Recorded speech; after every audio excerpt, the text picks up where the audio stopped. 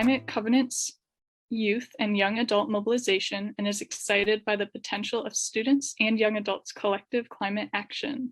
After graduating Creighton, she will pursue her PhD in environmental sociology.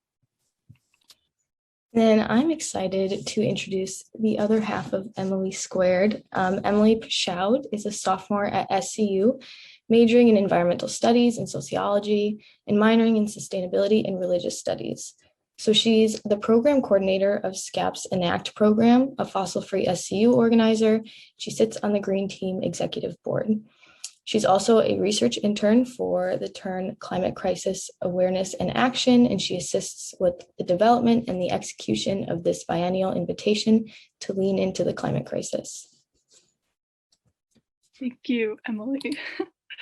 All right, so we're going to start with what is divestment? So divestment is the removal and or phasing out of investments, that is stocks, bonds, investment funds that are unethical. So in this case, that are invested in fossil fuel production and extraction. We're mostly focusing on divestment campaigns at universities and colleges here, since we are in universities and colleges. So most campaigns refer to a list of the top 200 largest publicly traded fossil fuel companies, while others push for their endowments to be divested entirely. Their demands often include transparency and reinvestment in sustainable, socially responsible options instead as well, because if you go to SCU, you know that there's not really any transparency at all, especially with the investment.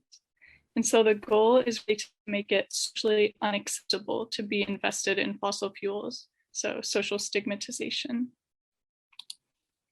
To really understand the scope of what we're talking about, here's a stat that was just released by the Rainforest Action Network in their fossil fuel finance report this year. So in the 5 years since the Paris Agreement, the world's 60 biggest banks have financed fossil fuels to the tune of $3.8 trillion. Runaway funding for fossil fuel extraction and infrastructure fuels climate chaos and threatens the lives and livelihoods of millions. So basically, by investing in fossil fuels, we are banking on climate chaos, per the title of the report. So we want to touch on why divestment is important. And so there's a lot of reasons, but some of the main ones that I want to highlight are, first, complicity. So institutions, especially universities that are invested in fossil fuels, are complicit in the climate crisis. So they're funding the very industry that's driving the climate crisis, destroying the earth and our futures. Hypocrisy is another reason.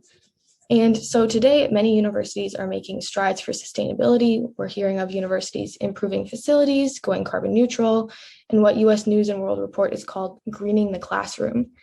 And this is great to see, but also these efforts and commitment to protect the environment are sort of hypocritical so long as endowments of universities are invested in fossil fuels.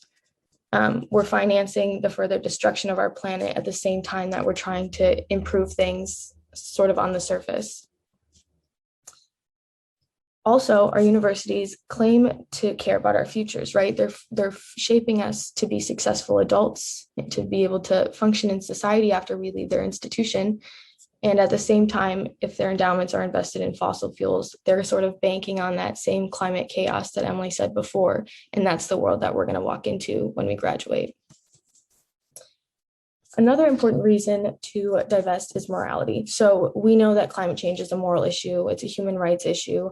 It's most immediately affecting the world's most vulnerable, and it will continue to affect disproportionately the poor, people of color, and future generations.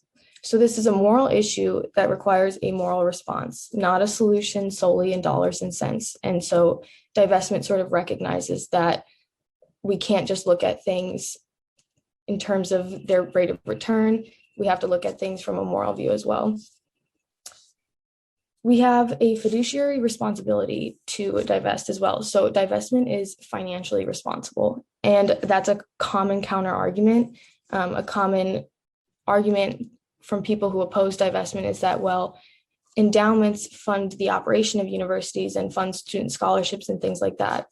In reality, to be invested in the fossil fuel industry in any capacity is financially irresponsible. There will come a time when the carbon bubble will burst, is what it's called.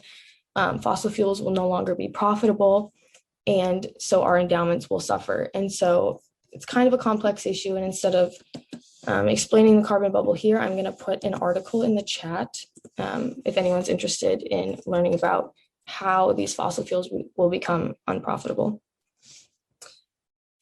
So the idea that we should continue to invest in fossil fuels because they have a good rate of return right now is it's looking in the short term instead of the long term, and it's not accounting for the climate chaos that we're banking on. Lastly, I want to make it very clear that divestment is a tactic. So by no means does anyone advocating for divestment think that divestment is a solution to climate change. That's not the be-all answer. Divestment is a tactic and justice is the goal. So it's just one way that we're trying to socially stigmatize the fossil fuel industry and those who invest in it. Nobody thinks that it's a solution. So a great example of the positive and significant impacts of divestment is the South African divestment campaign. It actually successfully helped to take down the apartheid government. So by 1988, 155 colleges had at least partially divested.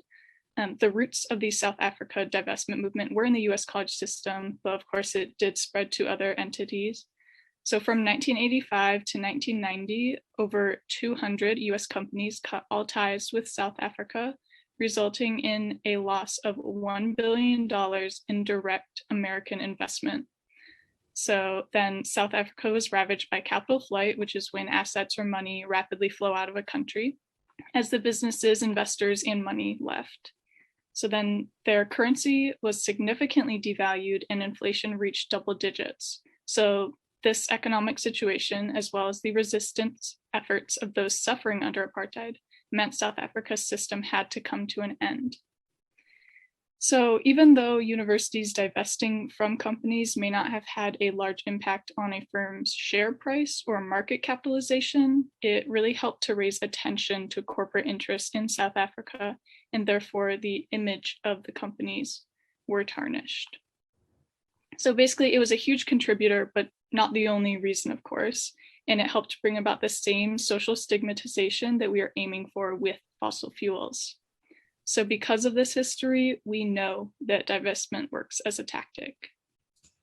So here's just a couple pulled from a really long list of universities that have decided to divest. In the chat right now, I'm linking the full list. If you're interested, you can filter by type of institution, look at where these universities are. Some have divested fully. So on this list, if there's no modifier, they've committed to full divestment. Some have divested partially, which means usually from only one type of fossil fuel, like just coal or just coal and tar sands. So these campaigns are likely pushing for full divestment. And I also want to indicate with the asterisks here on the slide are Jesuit universities, which is relevant to our conversation as Creighton and SCU students. And so here we just have a map of all of the currently active campaigns, inactive campaigns, and all the campaigns that have gotten their schools to partially divest or fully divest. So you can see here that this is a very widespread movement in the US, and hopefully we'll start to see a lot more blue and white dots on this map soon. This is from DivestEd if you want to check it out in the future and keep up with it.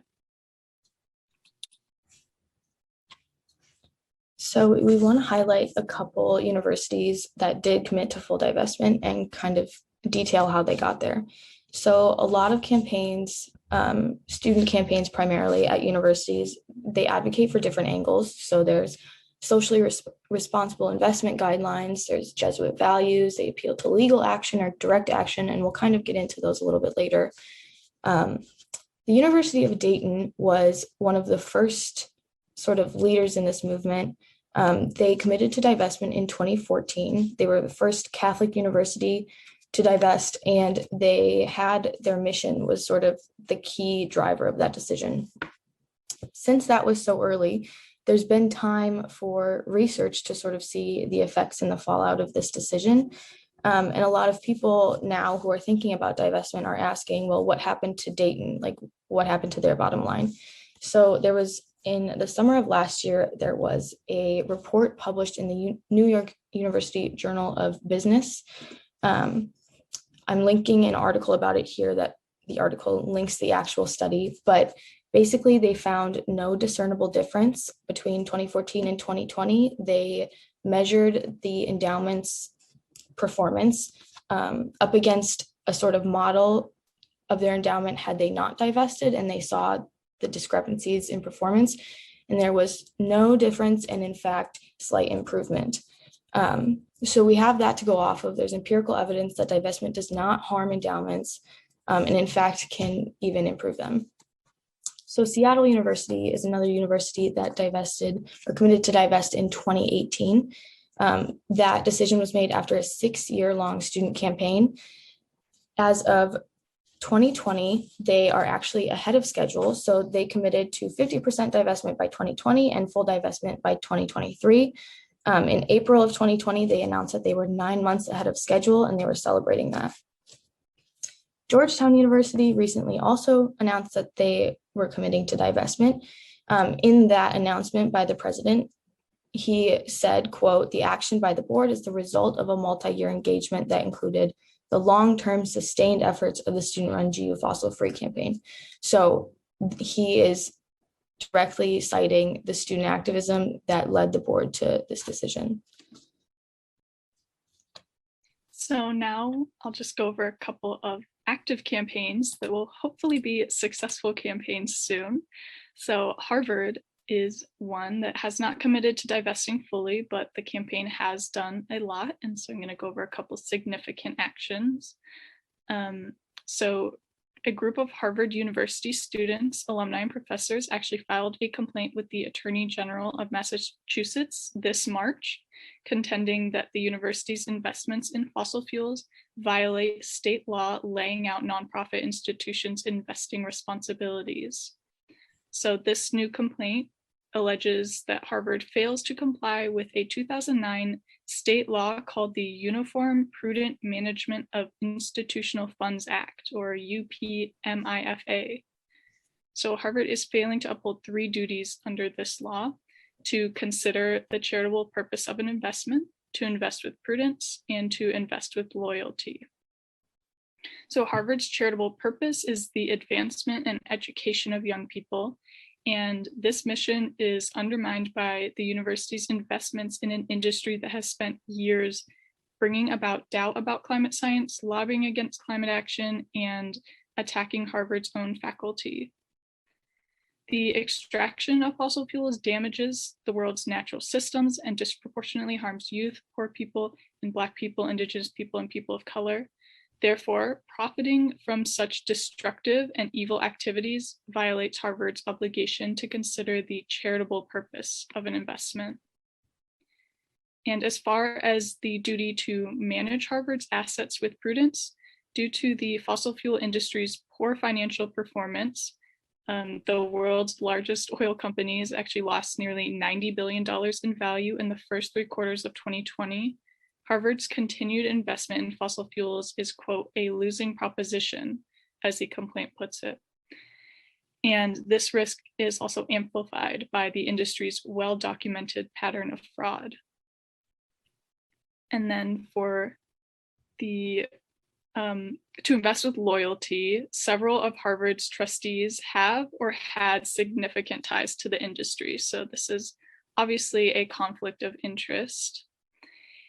And Harvard is actually not the first school to try this legal strategy. Boston College students and alumni filed a similar complaint in December, and Cornell students filed a complaint too previously, but the university divested before the state took action. And for anyone from California here, just want to throw it out there that California actually has a similar law, which is very interesting. And so another prominent action by Divest Harvard happened at the annual Harvard-Yale football game in November of 2019, if anyone here heard about that or saw that in the news or on social media. It was delayed for almost an hour as students from both schools, Yale and Harvard, rushed the field at the end of halftime. They called on each of their universities to divest their huge endowments from fossil fuel companies, as well as companies that hold Puerto Rican debt.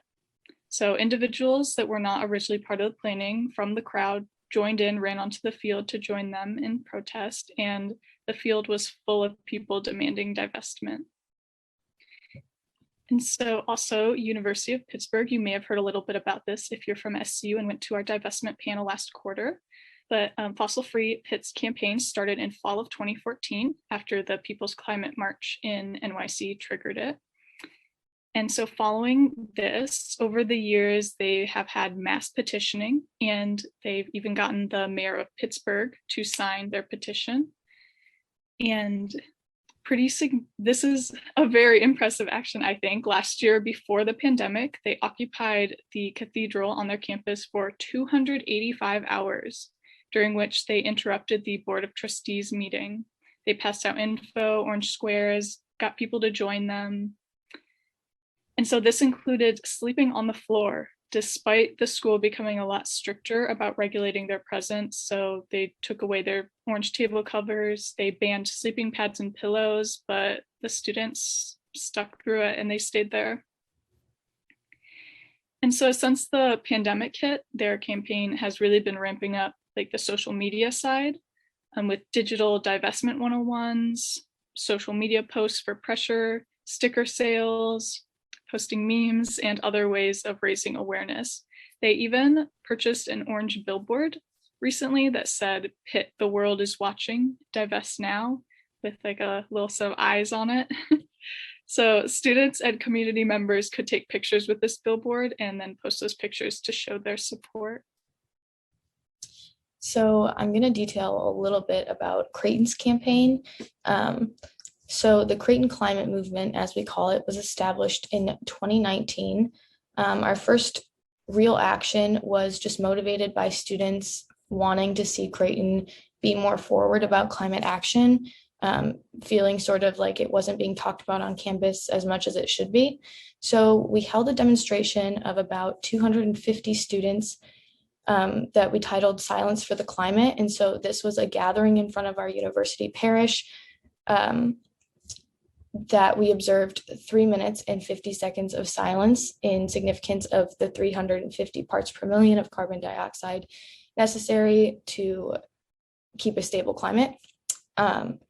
So we gathered, and in this gathering, we had 3 goals: divestment of our endowment from fossil fuels, carbon neutrality, and a mandatory education component, so that students weren't graduating Creighton in 4 years, never having heard the words climate change. So we held this protest, we had signs, we got a meeting with the president as a result of that we could voice our concerns. And this is sort of where we decided to go and focus on the one goal of divestment. So the next semester, I was a co-author on student legislation that it was passed through all levels of student government and then went up to a full campus vote. So this was our referendum that basically laid out all of the arguments why Creighton should divest. And so this went up for a full student vote. It passed with an 86% majority, basically saying that students were in favor of this. This was of student interest. And because it passed, it got put on the desk of the president and really is out of students' hands at that point, but we voiced our concerns. Through that and through advocating for this referendum and trying to turn out the vote, we did a lot of campus education, really explaining what divestment is. We made a video that was really circulated, sort of highlighting the main arguments and why people should care about it. That referendum was sort of rejected by the president. After a week, he said, basically, we will not be divesting at this time. And so we said, okay, and we're going to keep doing what we're doing. We then held a march to the boardroom, which started at the university parish that we held the last demonstration at, and we marched down campus to the business school, symbolically because the Board of Trustees have a designated room in the business school. So we marched to the boardroom. The Board of Trustees was meeting on our Phoenix campus that day, so we were sort of sending a message from our Creighton campus in Omaha. As we marched, we read out all of the names of the Board of Trustees members. And after each couple names, we said a prayer from Laudato Si, hoping that they realize their power and money and make the right decision. So this got the attention of the board members. They felt personally called out in this event, which was our goal. A lot of the things we've done, we've really appealed to local and national media, trying to get publicity, because really anything with Creighton's name on it in the news is something that Creighton cares about. So we were trying to sort of blow this up so that they were sort of forced to do something. Through the years that we were doing this sort of mobilization and advocacy, we really had to balance challenge to and cooperation with administration. It's sort of a fine line that we still wanted them to work with us and see us as respectful students who cared about Creighton and cared about Creighton's mission, but also pushing back and sort of showing that students weren't going to give up on this issue. That kind of relates to why our name is Creighton with an asterisk climate movement. We were sent a cease and desist letter in our second semester of mobilization, saying that we couldn't use Creighton's name or facilities to advance our cause. So that's why we changed it. So it's no longer Creighton, it's Creighton asterisk. And so after all of this, we got sent home from COVID. We sent a couple letters to the president, things like that. And then on December 31st of 2020, this last New Year's Eve, they announced that they were committing to full divestment. So they're going to be out of public companies within 5 years and private companies within 10 years. So awesome. So happy for y'all. So Fossil Free SCU was established in 2013 and has not been successful yet, but hopefully will be soon. But we have not given up despite SCU's continuous refusals over the years to divest. And this campaign has typically been a part of ENACT, which is a SCAT program, depending on the year. And so over the years, Fossil Free SCU has hosted numerous protests, sit-ins, op-eds, videos, educational events, and had meetings with the previous president of SCU, Father Eng, the CIO, and president of finance and administration.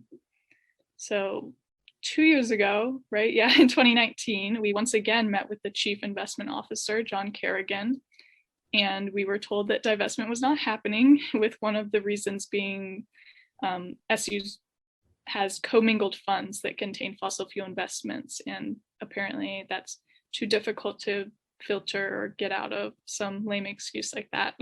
But last year, right before the pandemic hit, was Fossil Fuel Divestment Day, I believe in February, F2D2, which some of you may recall. Hopefully, if there's any SU students here, you don't recall me yelling at you to sign our petition, but we tabled right in between Benson and the library, and we had some informational poster boards, and then we had our petition to sign.